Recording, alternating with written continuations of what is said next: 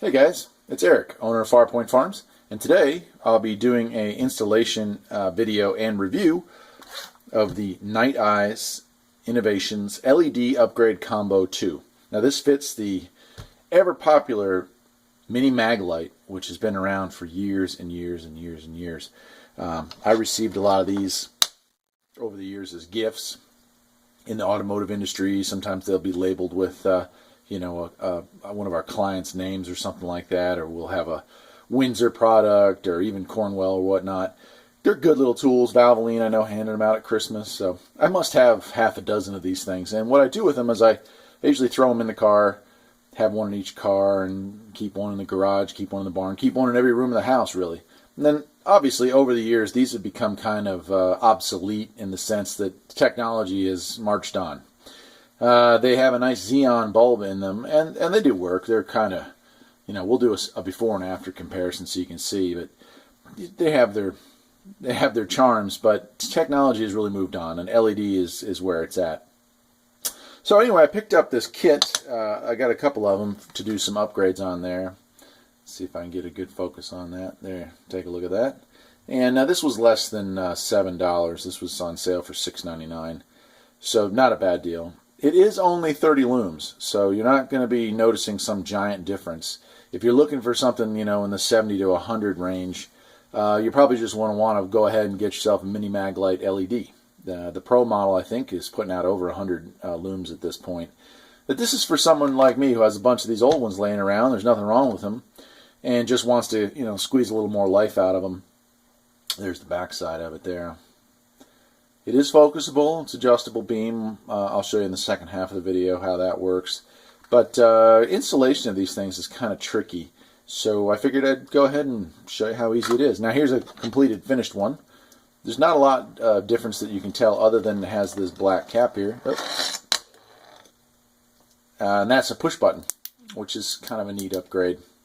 If you don't like the push button, you don't have to use it. It still operates with the twist on and off like the originals. So you can keep your original cap on there if you don't want to have or don't need to have the push button on-off switch. Just something to be aware of.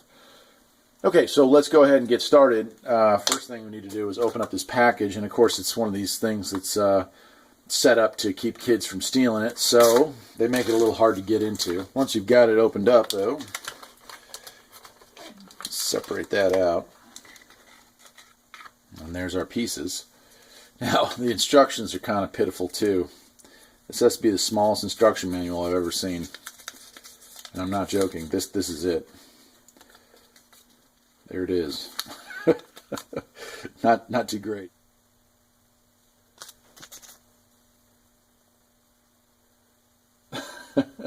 Pretty neat, huh? Okay, so anyway, it is a kind of a delicate procedure. We're going to want to take off this very top portion here, so that's just a matter of unscrewing it.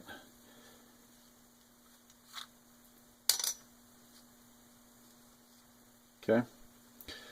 Once that's off, you got your cap. We'll stick that back in the top. We don't need to lose that. This little metal piece, well, it's actually plastic, but that reflector is going to be replaced. So we'll want to get rid of that. The next thing you want to do is remove your bulb.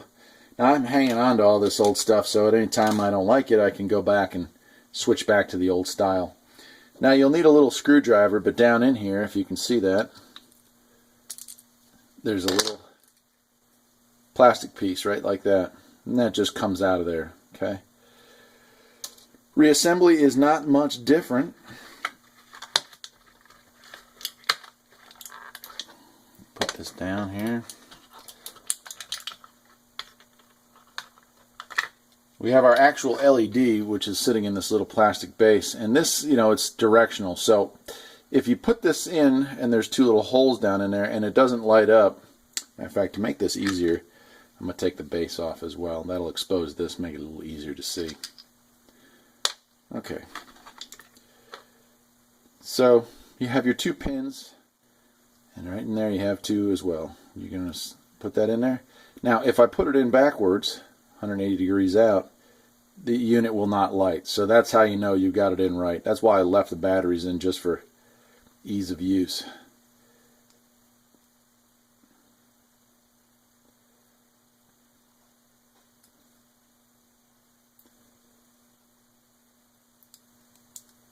there it is. Okay, it's a little tricky, but screw your base back on. And then you've got your new lens cover.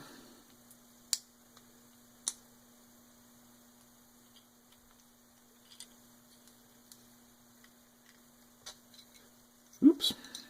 Kind of a juggling act there. We'll screw that back on there.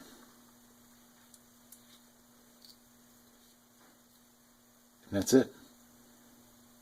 Now it is tricky. If you take the batteries out, the bottom piece can drop out, and there's a very small metal filament that can fall out of there. And if you lose it, you've pretty well ruined your little light, so you don't want that to happen. Now, if you don't want to replace the switch on the back, well, then you're done. It's still an adjustable beam, which is nice, and that's all you need to do.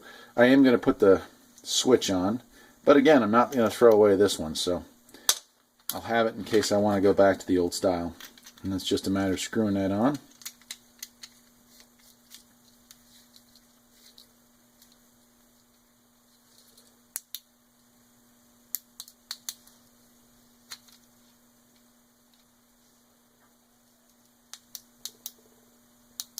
Very nice. So it really shouldn't take all that long to do this upgrade if you want to buy one of these kits. And again, I do recommend them. They're not going to, change the world. They're not going to be 150 looms or anything like that. But they're a minor upgrade from what you have stock. Certainly a little brighter light, a little bit longer throw, and they're still adjustable. So I think they'll hold up pretty well.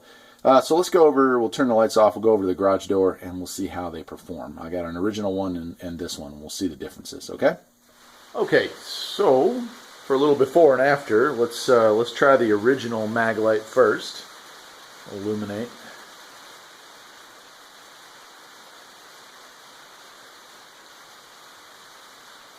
That's about as focused as it'll get at that range. It's not bad.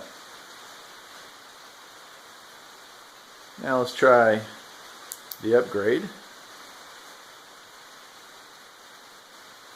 And that's about the focus you'll see at that range. So obviously it's a much brighter white light.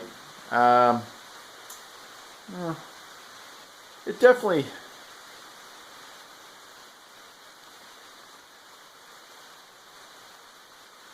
seems to work better, but not, not insanely better, just better,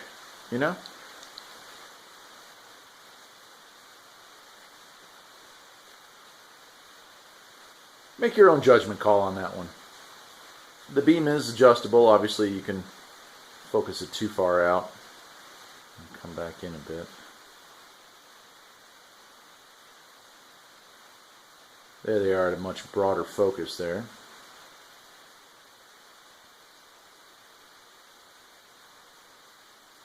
So that's it. I'm Eric, owner of Farpoint Farms. Hope you got some useful information out of this video. If you have a Mini Maglite and the battery is bad, I certainly would recommend upgrading to an LED. And for something to throw in the car, it certainly extends the battery life. So yeah, I give it a thumbs up. I bought these two kits, cost me less than $15 for both of them. And like we said before, the lights themselves were gifts from over the years. So I'm pretty impressed. If you like the video, maybe you'll think about subscribing, and I will see you next time. Take care.